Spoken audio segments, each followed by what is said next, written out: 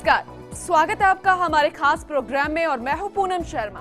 आज बात उस राज्य की जिस पर इन दिनों सियासी हलचल नजर आ रही है, बात असम की। यहाँ इस बार चुनावी जंग दिलचस्प नजर आ रही है। बीजेपी जहां पशुपेश में है, वहीं कांग्रेस के दाव से अजमल के पसीने छूट रहे हैं। आपको बता दें कि रूलिंग पार्टी कांग्रेस अकेली चुनाव में उतरी, लेकिन फिर भी दूसरी पार्टी को हिलाकर रख दिया और बीजेपी ने असम गण परिषद और बोडोलैंड पीपुल्स फ्रंट के साथ गठबंधन किया। बदरुद्दीन की पार्टी AIUDF की बात करें तो उसने आरजेडी और जेडीयू के साथ थर्ड फ्रंट बनाया और सीएम कैंडिडेट की बात करें तो कांग्रेस से तरुण गोगोई और बीजेपी से सर्बानंद सोनोवाल दावेदार हैं। लेकिन असम में क्या कमल खिलेगा या फिर मजबूत होगा कांग्रेस का हाथ, और क्या है असम की जनता के जहन में, इसे जानने के लिए दिखाते हैं ग्राउंड जीरो से असम का एग्जिट पोल।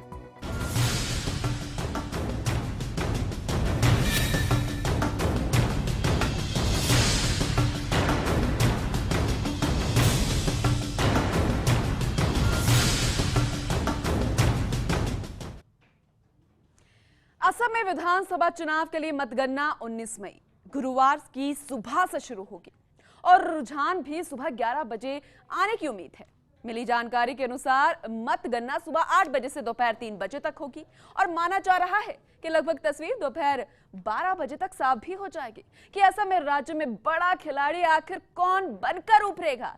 नतीजों से पहले कई जगहों से एग्जिट पोल सामने आए, दिखाएंगे क्या कुछ कहते हैं वो सर्वे।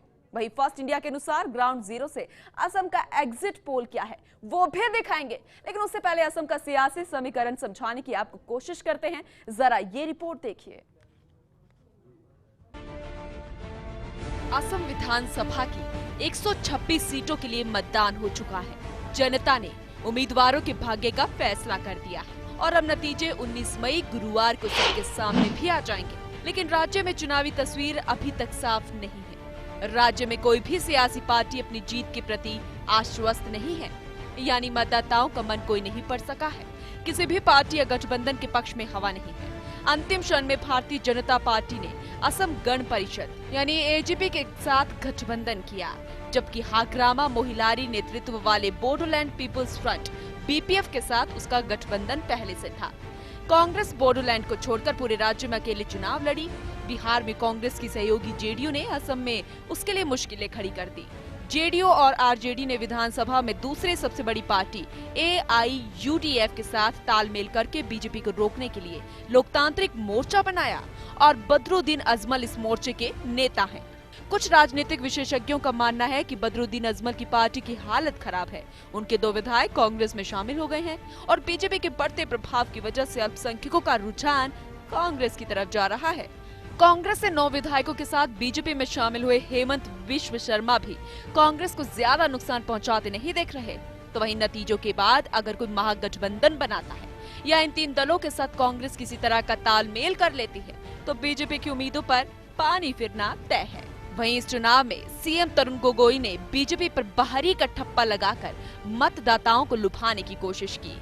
असम में कांग्रेस ने कन्हैया और रोहित वेमुला के पोस्टर लगाए थे। जाहिर है पार्टी इन्हीं चेहरों के भरोसे मतदाताओं को लुभाने की कोशिश करती रही। पोस्टर में मोदी के अच्छे दिनों के वादे पर भी प्रहार किया गया। यही नहीं, 59 सीटों पर चुनाव लड़ने वाली वाम दल भी कन्हैया का समर्थन करती दिखी।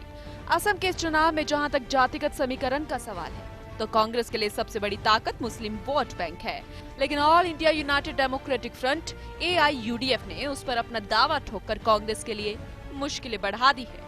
कांग्रेस को उस समय बड़ा झटका लगा जब चौथी बार सरकार बनाने का दावा कर रहे मुख्यमंत्री तरुण गोगोई के कुछ सहयोगियों ने बीजेपी का दामन थाम लिया। लेकिन अब इंतजार कुछ ही समय में खत्म हो रहा है। नतीजों के बाद ही सामने आ पाएगा कि असम में क्या कमल खिल पाएगा या फिर कांग्रेस का हाथ और ज्यादा मजबूत हो जाएगा। आखिर किसे मिलेगी चुनावी मैदान में हार और किसके सिर पर सजेगा जीत का सहरा। Bureau report, first India.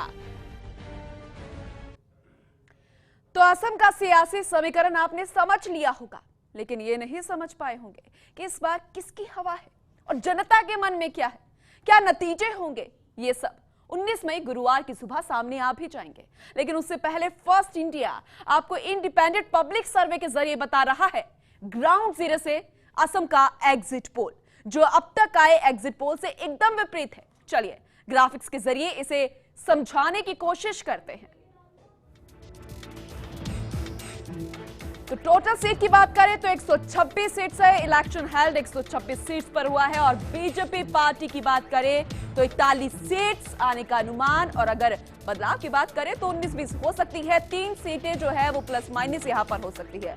INC Congress की बात करें तो 47 सीट्स यहां पर उसकी है, और इसमें भी प्लस माइनस 3 सीटों का हो सकता है। एजीपी की अगर हम बात करें तो 11 सीट्स इसके खाते में, और बोडोलैंड की बात करें तो 7 सीटें जो है वो लेती हुई नजर यहां पर आ रही है। एग्जिट पोल हम आपको बता रहे हैं, फर्स्ट इंडिया के द्वारा करवाया गया इंडिपेंडेंट सर्वे है ये। AIDUF की बात करें तो 12 सीट्स हम आपको बता रहे हैं, और इसमें सबसे बड़ा बदलाव 5 यहां पर प्लस माइनस सीट्स हो सकती है। और इसके अलावा इंडिपेंडेंट जो अदर्स है उसमें 3 सीट्स की हम यहां पर आपको दिखा रहे हैं, और ये फर्स्ट इंडिया का इंडिपेंडेंट पब्लिक सर्वे असम फाइनली ओपिनियन पोल हम आपको दिखा रहे हैं। तो सबसे अलग हम आपको ये ग्राफिक्स के जरिए सर्वे दिखा रहे हैं।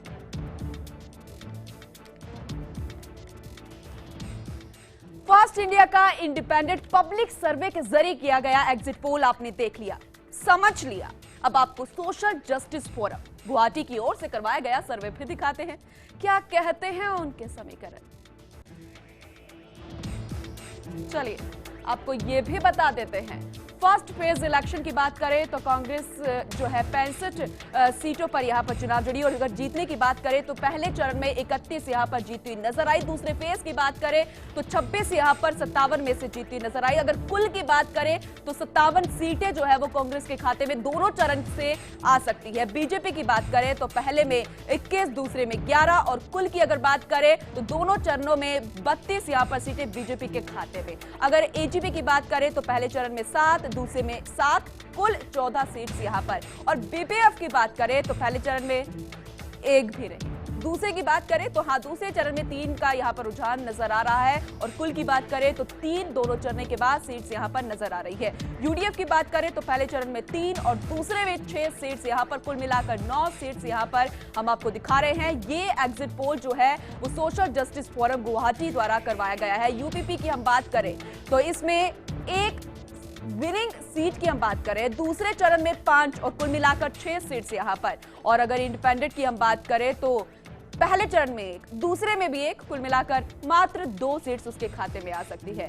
उसके अलावा ये पहले और दूसरे चरण के exit poll social justice forum Guwahati की ये करवाए गए रिजल्ट्स आपके सामने हैं। और आपको एक बार फिर से बता दें कि ये सिर्फ एग्जिट पोल से जो नतीजे हैं वो कल 19 मई गुरुवार के दिन आप सबके सामने होंगे, लेकिन ये नतीजे क्या कुछ कहते हैं, क्या कुछ रुझान है, वो सर्वे के जरिए आप देख सकते हैं।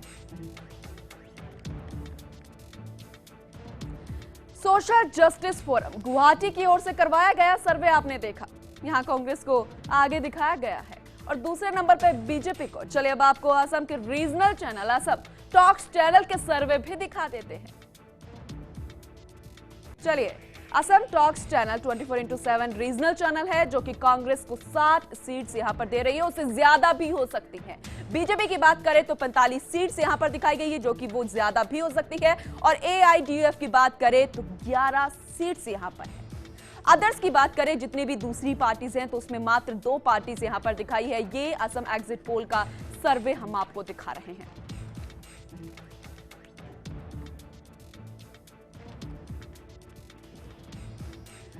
असम टॉक्स चैनल के सर्वे हमने आपको दिखाए, लगभग तस्वीर अब आपको समझ भी आ गई होगी। वहीं बता दें कि सिर्फ सर्वे है, नतीजे 19 मई यानी कल आएंगे। चलिए अब आपको CMRD यानी centre for minority studies research and development Assam के सर्वे भी दिखाते हैं। तो क्या कहते हैं इसके समीकरण जरा समझने की कोशिश कीजिए। यहाँ पर कांग्रेस जो है यहाँ पर सीट्स जो है 48 से 52 यहाँ पर लाती हुई नजर आ रही है। और अगर उसमें दूसरी पार्टीज अगर उसके बाद जुड़ती है तो ज्यादा सीट्स वो भी आ जाएगी। बीजेपी की बात करें तो 30 से 34 सीट्स, और अगर एजीपी जो गठबंधन यहां पर किया गया है अगर वो भी मिलते हैं तो उससे ज्यादा सीट्स यहां पर आ सकती है। अदर्स की बात करें तो AIUDF 10 से 14 सीट, CPI जो है वो या तो 0 से 1 यहां पर लाती हुई नजर आ रही है। और अगर कांग्रेस की हम बात करें तो 48 से 52 सीटें, और अगर यूपीपी यहां पर मिल जाती है तो कांग्रेस की 50 से 56 सीट से यहां पर आ सकती है। ये यहां के सर्वे CMRD के एग्जिट पोल्स के अनुसार है। बीजेपी की बात करें, गठबंधन उसने किया हुआ है तो 45 से 55 के लगभग सीट्स उसने यहां पर दिखाई है। आप देख सकते हैं सर्वों में किस तरीके से यहां पर एक समीकरण बताया गया है। एजीपी और बीपीएफ गठबंधन जो यहां पर किया गया है उसके अनुसार 30 से 34 के बाद ये सीटें यहां पर जुड़ सकती हैं। AIUDF की बात करें जो कि अदर्स में है, CPI की बात करें तो AIUDF में 10 से 14 सीट, CPI में 0 से 1 सीट यहां पर, और नॉन बोडो की हम बात करें बोडोलैंड की तो 1 से 2 सीट्स यहां पर दिखाई गई है। कुल मिला के अगर हम अदर्स की बात करें तो 15 से 23 सीट्स यहां पर उसके खाते में आ सकती है।